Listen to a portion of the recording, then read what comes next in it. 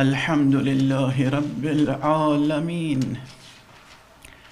والصلاة والسلام على أشرف الخلائق أجمعين، سيدنا وسيد الأولين والآخرين،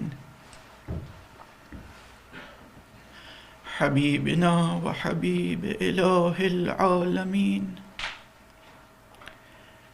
إمام المرسلين وخاتم النبيين، أبي القاسم المصطفى محمد، اللهم صل على محمد وعلى أهل بيته الطيبين الطاهرين الهداة المهديين المعصومين المظلومين، واللعنة الدائمة على أعداء الحق والدين.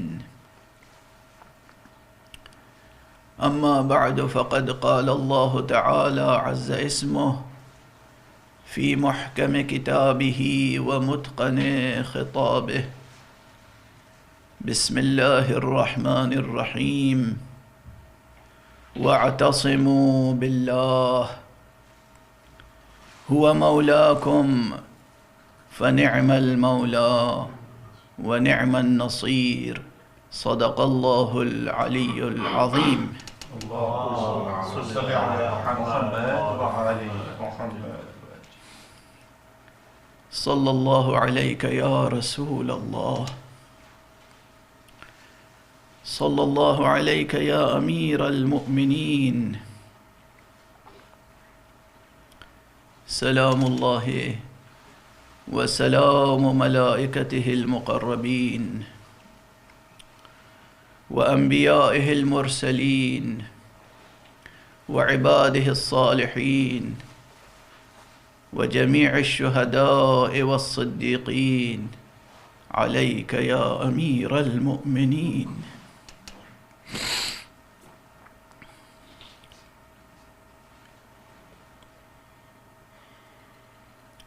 يا مولاي يا أمير المؤمنين،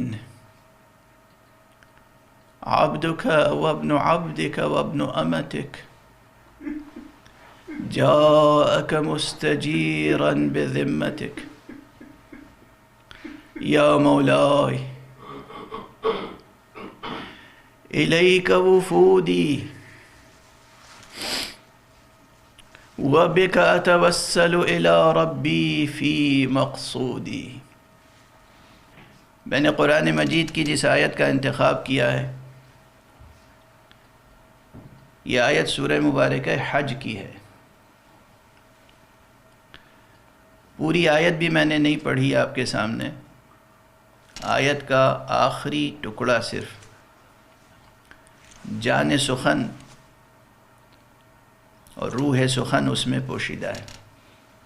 اگرچہ آیت کا ایک ایک لفظ، ایک ایک کلمہ اہم ہے. سورہ مبارکہ حج کی 77ویں اور 78ویں آیتیں جو ہیں دونوں، 77ویں آیت پہ سجدہ واجب ہے، اس لیے سجدہ مستحب ہے، معاف فرمائیے گا، سجدہ مستحب ہے، مگر بہرحال سجدہ ہے، سجدہ مطلوب ہے. اس لیے میں نے وہ آیت نہیں پڑھی. اس آیت میں اور اس آیت میں دونوں میں غور فرمائیں تو مقام ائمہ اطہار کا کھل کر سامنے آئے گا قرآن مجید کی روشنی میں.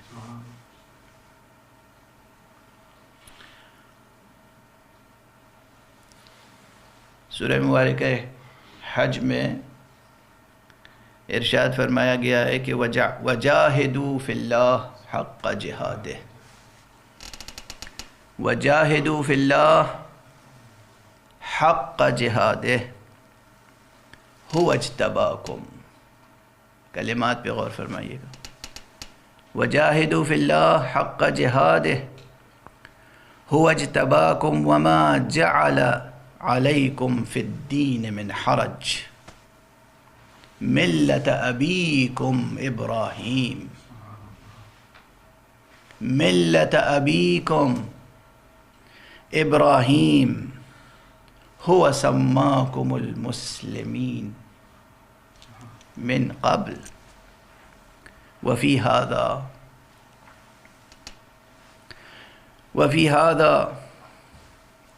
ليكون الرسول شهيدا عليكم وتكونوا شهداء على الناس فأقيموا الصلاة وآتوا الزكاة واعتصموا بالله هو مولاكم فنعم المولى ونعم النصير. ایک ایک کلمہ اس آیت کا زبان حال سے گویا ہے کہ یہ ہر کس و ناکس سے خطاب نہیں ہے. چنانچہ تفسیر شریف قمی اور کتاب شریف کافی ثقۃ الاسلام کلینی کی، ان کتابوں میں جو مستند روایتیں موجود ہیں، ان روایتوں میں ائمہ اطہار علیہم الصلاۃ والسلام کی جانب سے یہ وضاحت کی گئی ہے کہ یہ آیت اس میں حق سبحانہ و تعالیٰ کا خطاب کسی اور سے نہیں، ہم سے ہے. یہاں لفظ جو صدر آیت میں ہے جاہدوا فی اللہ حق جہادہ،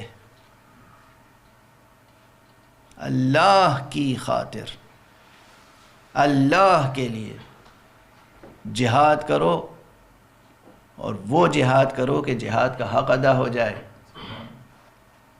هو اجتباکم، اس نے تمہیں چنا ہے. یہیں ٹھہر کے سوچ لیجئے کہ جتنے مسلمان ہیں دنیا میں، ہر فرد یہ کہہ سکتا ہے، کوئی ان میں سے کہہ سکتا ہے کہ اللہ نے مجھے چنا ہے؟ اللہ نے مجھے چنا ہے، اللہ نے مجھے منتخب کیا ہے.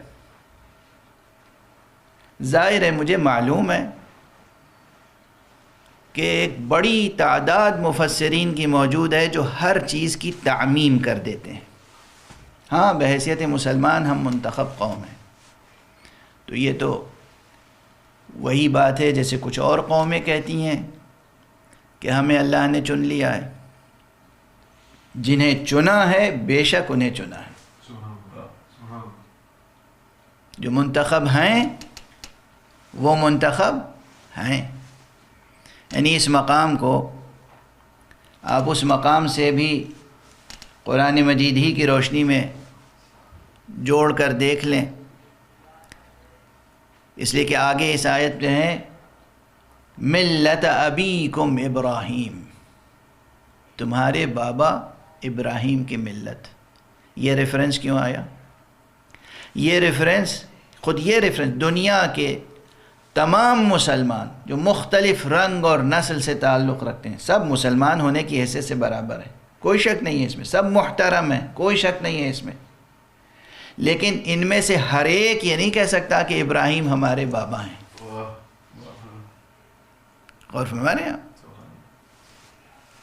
اور اگر وہ آیت سامنے ہو اور یہ آیت، جب جناب ابراہیم علیہ وعلی نبینا الصلاۃ والسلام کو امامت ملی ہے، اور جناب ابراہیم علیہ السلام نے فوراً اس امامت کو ایک عظیم عہدہ اور ایک عظیم عنایت الہی سمجھ کر دعا فرمائی، پروردگار ومن ذریتی، پروردگار میری ذریت سے.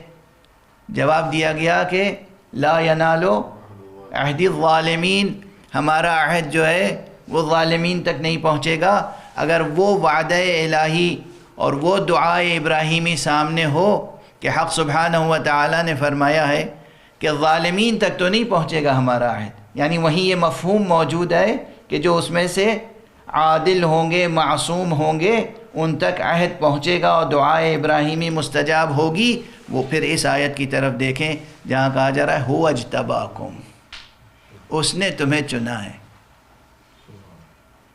اس نے تمہیں منتخب کیا ہے. ملت ابیکم ابراہیم، تمہارے بابا ابراہیم کی ملت ہے. اور ہمارے ہیں آپ، وقت نہیں ہے کہ اس سے زیادہ میں توضیح پیش کروں، وضاحت کروں، اور آپ حضرات کی فراست ایمانی پر اعتماد ہے کہ آپ حضرات کے لیے یہ اشارے کافی ہیں۔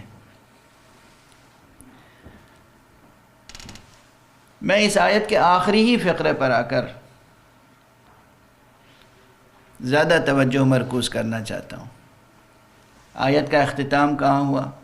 اس لیے کہ آیت کے ایک ایک لفظ پر ٹھہر کے گفتگو ہوگی تو پھر بہت تفصیلی گفتگو ہو جائے گی۔ اس وقت بھی یہ تقریباً کئی ساعتیں درکار ہوں گی، لیکن اتنی سکت نہیں ہے۔ وَاعْتَصِمُوا بِاللَّهِ، قرآن مجید میں اور مقام پر ہے وَاعْتَصِمُوا بِحَبْلِ اللَّهِ، یہاں کیا ہے؟ وَاعْتَصِمُوا بِاللَّهِ۔ ترجمہ کرنے والے بریکٹ میں یہاں پھر وہی ترجمہ تقریباً کر دیتے ہیں جو وَاعْتَصِمُوا بِحَبْلِ اللَّهِ کا کرتے ہیں کہ اللہ کی رسی کو مضبوطی سے پکڑ لو۔ یہاں نہیں، وہ اور ہیں جنہیں کہا گیا ہے اللہ کی رسی کو پکڑ لو، یہ کچھ اور ہیں جنہیں کہا گیا ہے اللہ کو پکڑ لو۔ وَاعْتَصِمُوا بِاللَّهِ، بس تم اللہ سے وابستہ رہو۔ یہاں حق سبحانہ و تعالی فرما رہا ہے هُوَ مَوْلَاكُمْ، وَاعْتَصِمُوا بِاللَّهِ، اللہ سے وابستہ ہو جاؤ۔ یہاں پر ظاہر ہے کہ جو اہل ولا ہیں ان کے لیے یہ اشارہ کافی ہے کہ دیکھیے حق سبحانہ و تعالی نے، اور یہ بہت عام ہر اہل ولا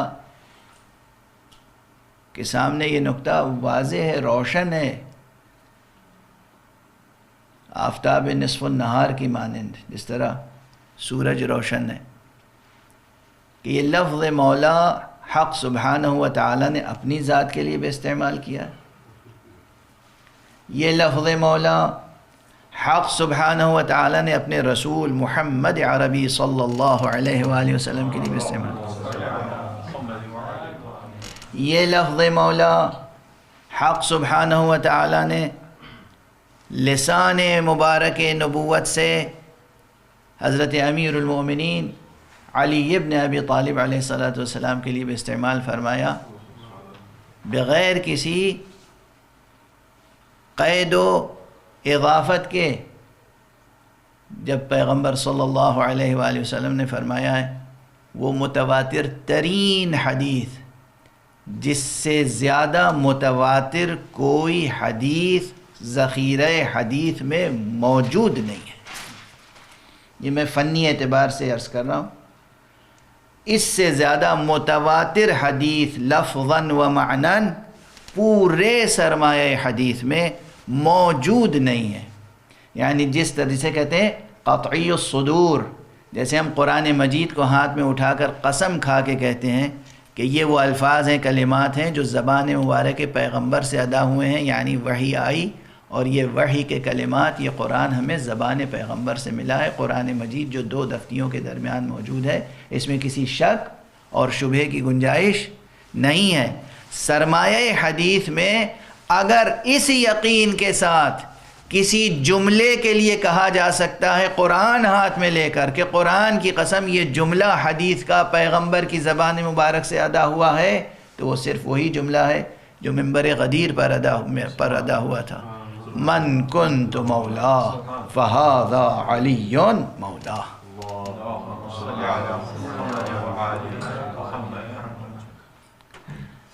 چاہے وہ حق سبحانہ و تعالیٰ کی معرفت ہو، چاہے نبوت عامہ ہو، چاہے نبوت خاصہ یعنی نبوت حضرت ختمی مرتبہ صلی اللہ علیہ وسلم، اور چاہے معرفت امامت و ولایت ہو۔ اس میں 4 اہم سورسز کی طرف اس وقت میں اشارہ کرنا چاہتا ہوں، صرف اشارہ ہے۔ سورسز، منابع، سرچشمے۔ سب سے پہلا سورس ظاہر قرآن مجید ہے، سب سے پہلا سورس قرآن مجید ہے۔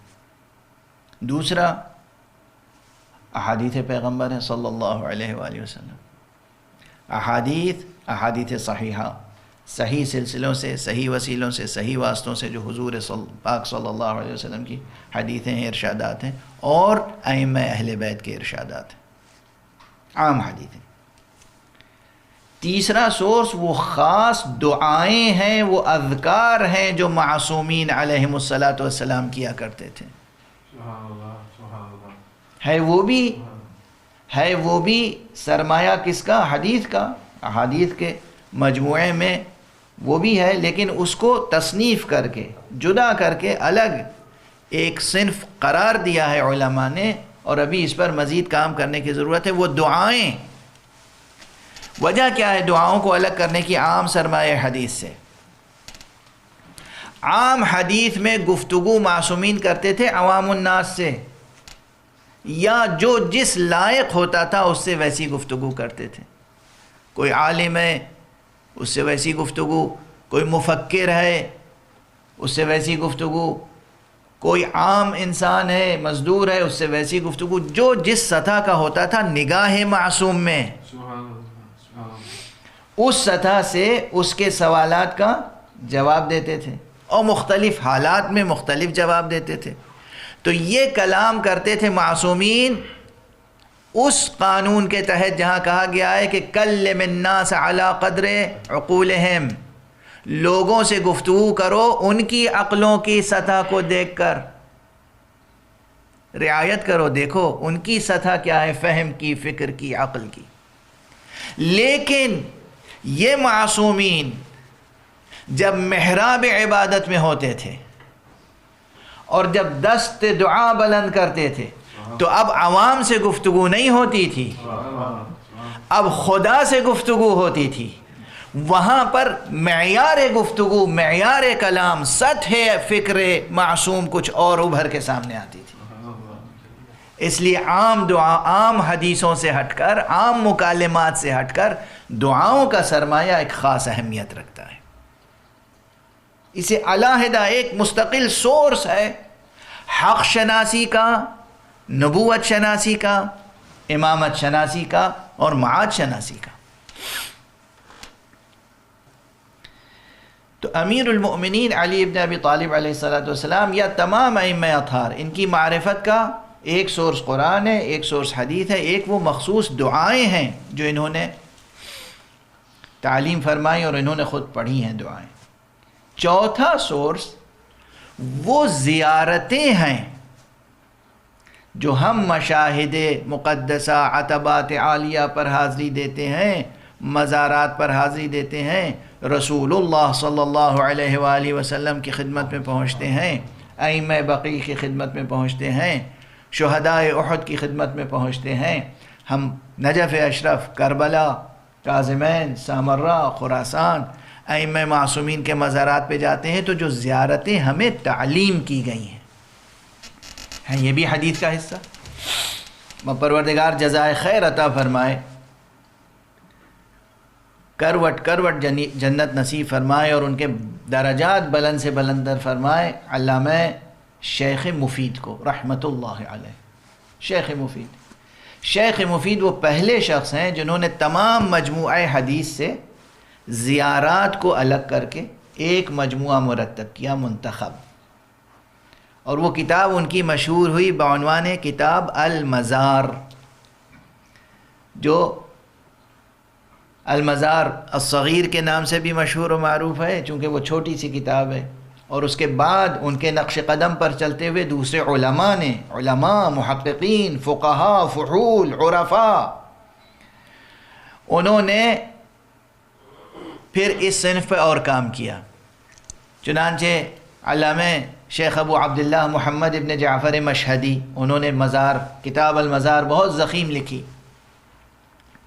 اور اس کے بعد آخری کتاب جو مزار ہی کی سمجھیے ہے، یہ مفاتیح الجنان، حضرت علامہ شیخ عباس قمی. شیخ عباس قمی کیا کوئی معمولی شخص تھے؟ شیخ عباس قمی علیہ الرحمٰن نے جو زیارتیں مرتب فرمائی ہیں، تقریباً 8، 9، 10 زیارتیں تو امیر المومنین علیہ السلام کی ہیں. کچھ زیارتیں مطلقہ ہیں، یعنی آپ کبھی بھی پڑھ سکتے ہیں، کچھ خاص تاریخوں میں ہیں. اور اسی طرح سے زیارت، اگر وہ کتاب مزار کبیر ابن مشہدی کی اگر آپ دیکھیں گے تو اس میں 19-20 زیارتیں نقل ہوئی ہیں صرف امیر المومنین علی ابن ابی طالب علیہ السلام کی. کتاب مزار بہار اٹھا کے دیکھ لیجئے علامہ مجلسی کی، اس میں کتنی زیارتیں، یہ تمام زیارتیں جو معصومین نے تعلیم فرمائی ہیں. جب حضور صلی اللہ علیہ وسلم کی بارگاہ میں پہنچو تو کس طریقے سے انہیں سلام کرو، کن الفاظ میں سلام کرو، کس طرح خطاب کرو، کس طرح ان کے بارے میں اپنے عقیدے کا اظہار کرو، کس طریقے سے ان سے شفاعت طلب کرو. یہ اسی طرح جب تم امیر المومنین علی ابن ابی طالب علیہ السلام کی بارگاہ میں پہنچو، ادب کیا ہے، کس طرح جاؤ، گھر سے چلو تو کس طرح، کس اہتمام سے، ظاہری اور باطنی طہارت کا کیا اہتمام ہونا چاہیے، راستے میں تمہاری زبان پہ کیا ذکر ہونا چاہیے اور تمہارے دل اور ذہن کی کیفیت کیا ہونی چاہیے، جب شہر نجف میں داخل ہو تو کیا کیفیت ہونی چاہیے، جب گنبد مبارک پہ نظر پڑے تو کیا کیفیت ہونی چاہیے، جب قبر مبارک کے قریب پہنچو تو اس وقت تمہیں کیا کلمات کہنے چاہیے.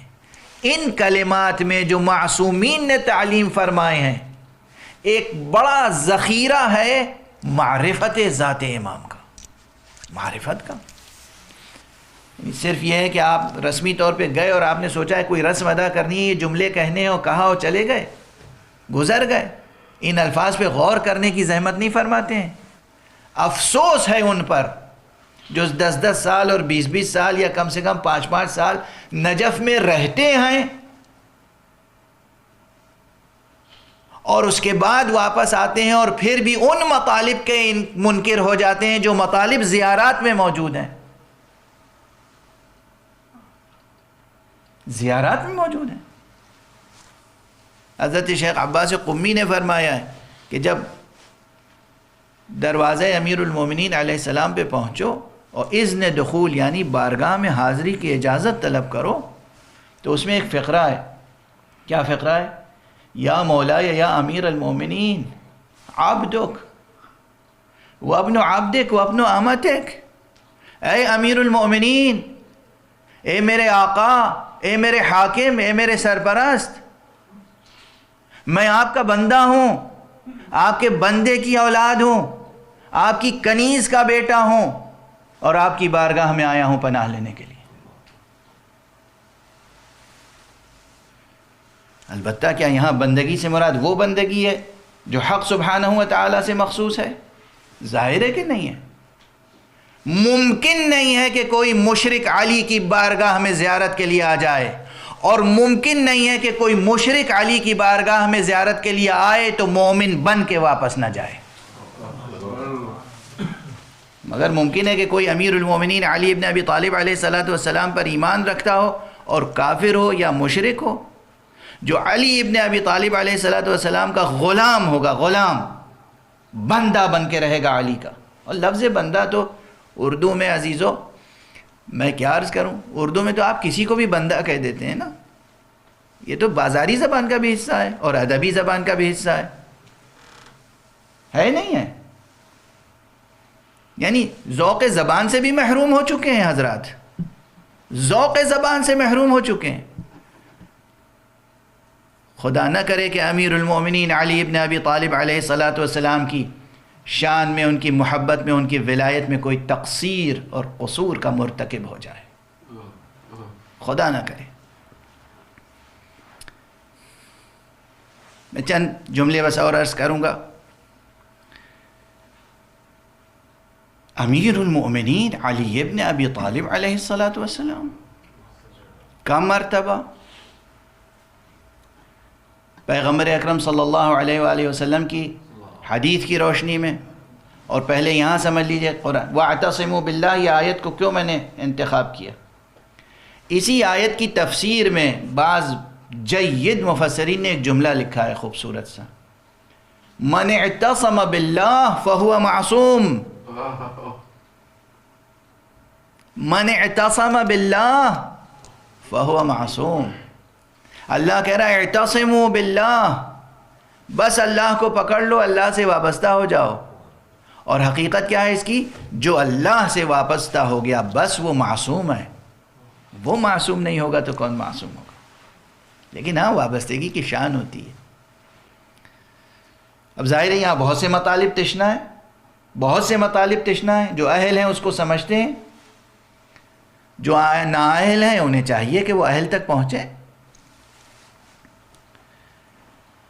بحار الانوار میں، کافی میں، دوسری معتبر مستند کتابوں میں معتبر سندوں کے ساتھ اور بعض صحیح سندوں کے ساتھ اس کثرت سے روایتیں موجود ہیں کہ امیر المومنین علیہ السلام اپنے قاتل کو پہچانتے تھے، شخصاً پہچانتے تھے.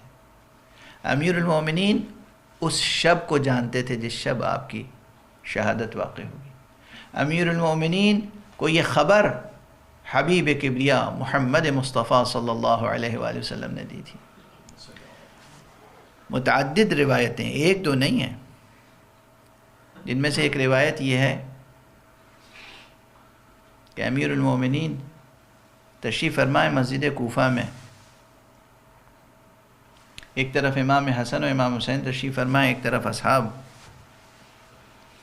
اور سامنے سے عبد الرحمن ابن ملجم گزرتا ہے، لعنت اللہ علیہ، علیہ لعائن اللہ.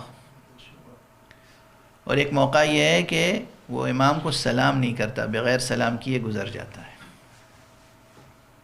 مختلف مواقع ہیں، ایک دو نہیں، مختلف مواقع. جو لوگ بیٹھے ہیں تعجب سے کہتے ہیں کہ یہ عبد الرحمن ابن ملجم سامنے سے گزر گیا، آپ کو سلام نہیں کیا آقا اس نے. آپ نے کہا ہاں، ایک ٹھنڈی سانس بھری اور کہا کہ یہ تو میرا قاتل ہے. فرمایا یہ میرا قاتل ہے. سر مبارک میں ہاتھ رکھا، یہ میرے سر کے لہو سے میری داڑھی کو خضاب کرے گا. خدا کی قسم میرے حبیب مصطفیٰ نے جو کچھ کہا ہے وہ سچ ہے. لوگوں نے تعجب سے دیکھا حضرت کو اور کہا یا امیر المومنین، پھر آپ اسے قتل کیوں نہیں کر دیتے؟ نہایت اطمینان سے فرمایا تم عجیب و غریب باتیں کرتے ہو، ابھی اس نے جرم کیا نہیں اور میں اس کو سزا دے دوں؟ کیا شان ولایت ہے اور کیا شان عدالت ہے. میں خلاصہ عرض کر رہا ہوں، امیر المومنین علیہ السلام کی عزاداری میں گریے میں بھی کمی نہیں ہونی چاہیے. کیوں عرض کر رہا ہوں؟ اس لیے کہ امام حسین علیہ السلام کے تذکرہ مصائب پر جس رسول نے بار بار گریہ کیا ہے، روایات میں موجود ہے اسی رسول نے امیر المومنین کے ذکر شہادت پر بھی گریہ کیا ہے. روایت میں موجود ہے امیر المومنین علی ابن ابی طالب علیہ السلام کی شہادت کا تذکرہ کر کے مسجد میں پیغمبر نے گریہ فرمایا ہے. پیغمبر نے گریہ فرمایا. جس امام پہ پیغمبر نے گریہ کیا ہو، جس امام پر اہل بیت نے بار بار گریہ کیا ہو، اس لیے کہ بار بار آپ خبر دیتے تھے کہ میری شہادت کا وقت قریب آنے والا ہے. ممبر کوفہ پر ہیں، تشریف فرمائے، خطبہ دے رہے ہیں. خطبہ دیتے دیتے ایک مرتبہ ٹھہرے اور داہنی طرف اب امام حسن بیٹھے ہوئے، بائیں جانب امام حسین تشریف فرمائے. ایک مرتبہ امام حسن کی طرف نظر ڈالی، کہا بیٹا حسن، اس مہینے کی کتنی تاریخیں گزر گئیں؟ کہا بابا 13 تاریخیں گزر گئیں. ایک انداز ہے نا، ایک انداز ہے. یہ تو نہیں ہے کہ حضرت کو نہیں معلوم. ایک انداز ہے اظہار کا، ایک کرب کا اظہار ہے. بائیں طرف دیکھا، بیٹا حسین کتنے دن رہ گئے ہیں ماہ مبارک رمضان کے؟ کہا بابا 17 دن اور رہ گئے. پھر آپ نے کہا خدا کی قسم یہی وہ مہینہ ہے جس میں میں تم لوگوں سے جدا ہونے والا ہوں. یہی وہ مہینہ ہے، وہ تاریخ بس قریب آنے والی ہے جب اشقل آخرین میرے سر کے لہو سے میری داڑھی کو خضاب کرے گا. جب یہ فرماتے تھے تو اصحاب گریہ کرتے تھے، حسنین بلکنے لگتے تھے، گریہ کرتے تھے. آج کی شب وہی شب ہے، ایسی ہی شب تھی وہ شب جو سن 40 ہجری میں کوفے میں آئی اور قیامت لے کے آئی. آپ حضرات کے سنے ہوئے واقعات ہیں، مگر ہر مرتبہ جب سنتے ہیں تو دل کلیجہ منہ کو آنے لگتا ہے، دل تڑپتا ہے، سینہ پھٹتا ہے۔ شروع سے امیر المومنین 3 لقمے سے زیادہ افطار میں تناول نہیں فرماتے ہیں۔ کسی دن امام حسن کے ہاں، کسی دن امام حسین کے ہاں، اور 18 رمضان 19ویں کی شب اپنی چھوٹی بیٹی جناب ام کلثوم کے مہمان ہیں۔ جناب ام کلثوم طبق میں افطار کے وقت 1 پیالہ دودھ، تھوڑا سا نمک اور 2 روٹیاں جو کی لے کر تشریف لائی ہیں۔ جب امام نے نماز پڑھ لی اور اس کے بعد طبق کی طرف دیکھا تو ایک مرتبہ فرمایا ہے، یا بنیہ یا بنیہ اتقدمین لی اتقدمین لی لونین فی طبق واحد، اے بیٹی کیا میرے لیے ایک طبق میں 2 طرح کے سالن لے کے آئی ہو، 2 طرح کی غذائیں لے کے آئی ہو؟ کیا کبھی ایسا ہوا ہے؟ بیٹی نے اصرار کیا، بابا آپ کمزور نظر آ رہے ہیں، بابا آپ تناول فرما لیں۔ اس وقت جو باپ اور بیٹی کے درمیان گفتگو ہوئی ہے اس میں بھی موعظے اور نصیحت اور عبرت کے معانی و مضامین ہیں، آپ سماعت فرماتے رہتے ہیں۔ بہرحال بابا کے کہنے سے جناب ام کلثوم نے دودھ کا پیالہ اٹھا لیا۔ امیر المومنین علیہ الصلوۃ والسلام نے اس نمک سے 3 لقمے تناول فرمائے اور اس کے بعد اٹھ کر بار بار صحن خانہ میں تشریف لے جاتے تھے اور بار بار واپس آ جاتے تھے، بار بار صحن خانہ میں تشریف لے جاتے تھے، بار بار واپس آ جاتے تھے، اور انا للہ و انا الیہ راجعون، انا للہ و انا الیہ راجعون ارشاد فرماتے رہتے تھے۔ گھر میں کوہرام سا برپا تھا، یہاں تک کہ سحر نمودار ہوئی۔ امیر المومنین آمادہ ہوئے، امیر المومنین آمادہ ہوئے، بیت الشرف سے نکلنا چاہ رہے تھے۔ گھر میں مرغابیاں پلی ہوئی تھیں۔ مرغابیوں نے ایک مرتبہ بلند آواز سے کچھ امام کا دامن کو اپنی منقاروں سے پکڑ لیا اور بلند آواز سے مرغابیوں نے چیخنا شروع کیا۔ امام نے اس مرتبہ فرمایا، صوائح صوائح تتبعها نوائح، یہ جو چیخ رہی ہیں اب اس کے بعد یہ نوحہ کریں گی، یہ نوحہ پڑھیں گی، اس کے بعد نوحہ خانی و مرثیہ خانی کا دور چلے گا۔ بیٹی سمجھ رہی ہے کہ بابا کیا کہہ رہے ہیں، بابا اپنی موت کی خبر دے رہے ہیں، بابا اپنی موت کی اطلاع دے رہے ہیں۔ بیٹی آگے بڑھی، بابا آج گھر میں نماز پڑھ لیں، کسی اور کو اپنی جگہ نماز پڑھانے کے لیے مسجد میں بھیج دیں۔ امیر المومنین علیہ الصلوۃ والسلام نے کہا، نہیں بیٹی، جو وعدہ حق ہے وہ پورا ہو کر رہے گا۔ امیر المومنین بیت الشرف سے نکلے، مسجد میں تشریف لے گئے۔ کہتے ہیں کہ آپ نے اس روز مؤذن کو بھی منع کر دیا کہ آج تو اذان نہ دے، میں خود اذان دوں گا۔ کہتے ہیں امیر المومنین نے خود اذان دی۔ اذان دینے کے بعد محراب میں تشریف لے گئے اور نماز نوافل ادا کیے۔ اب یہاں روایتوں کا اختلاف میں اس وقت ذکر نہیں کرنا چاہتا، بس 2 فقرے عرض کرنا چاہتا ہوں۔ امام علیہ الصلوۃ والسلام نے نماز کا آغاز فرمایا، کہتے ہیں کہ بعض روایتوں میں، عامہ کی بعض روایتوں میں کہ نافلہ پڑھ رہے تھے، لیکن ہمارے یہاں جو مشہور و معروف و متداول روایت ہے، جماعت تھی، نماز صبح پڑھا رہے تھے، پہلی رکعت کا دوسرا سجدہ تھا جب شقی نے امام کے سر مبارک پر تلوار لگائی ہے اور امام نے فرمایا فزت و رب الکعبہ، خدا پروردگار رب کعبہ کی قسم میں کامیاب ہو گیا، رب کعبہ کی قسم میں کامیاب ہو گیا۔ ایک کوہرام برپا ہوا، زمین و آسمان کے درمیان کوہرام برپا ہوا۔ تہدمت واللہ ارکان الہدا، آواز بلند ہوئی، کس کی؟ جبرائیل کی آواز بلند ہوئی، جبرائیل کی آواز بلند ہوئی، ارکان ہدایت منہدم ہو گئے، امیر المومنین قتل کر دیے گئے، پورا کوفہ اومنڈ آیا۔ امام حسن اور امام حسین امام کے حکم سے اس دن مسجد تشریف نہیں لائے تھے، امام علیہ الصلوۃ والسلام کی جب ضربت کی آواز سنی، خبر سنی، دوڑ کے مسجد میں پہنچے، دیکھا بابا تڑپ رہے ہیں، درد سے تڑپ رہے ہیں، درد سے تڑپ رہے ہیں، اور زخم میں مٹی اٹھا اٹھا کر ڈال رہے ہیں. یہ ابو تراب ہیں، یہ ابو تراب ہیں، مٹی اٹھا اٹھا کر ڈال رہے ہیں، اور سورہ مبارکہ طٰہٰ کی آیت پڑھ رہے ہیں، منہا خلقناکم وفیہا نعیدکم ومنہا نخرجکم تارۃ اخریٰ. اسی خاک سے ہم نے تمہیں پیدا کیا ہے، اسی خاک میں ہم تمہیں پلٹا کر لے جائیں گے، اسی خاک سے دوبارہ ہم تمہیں اٹھائیں گے.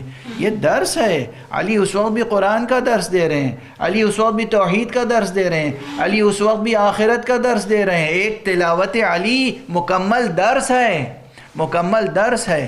جناب امام حسن پہنچے، بابا یہ میں کیا دیکھ رہا ہوں؟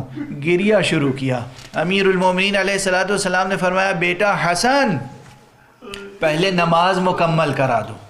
یہ جملہ میں اکثر کہتا ہوں، آقا حسین آپ نے نماز پڑھی، آپ نے تیغ ستم کے نیچے سر رکھ دیا، سجدے کی حالت میں سر قلم ہوا، لیکن میں سمجھتا ہوں آپ جیسے صابر کے لیے، خدا کی راہ میں قربانیاں دینے والے کے لیے یہ آسان تھا امتحان بنسبت اس امتحان کے کہ جوان بیٹا، غیرت دار بیٹا، حسن جیسا شجاع بیٹا موجود ہے، باپ تڑپ رہا ہے برابر میں زخمی، اور وہ بیٹا نماز پڑھا رہا ہے. اللہ اکبر.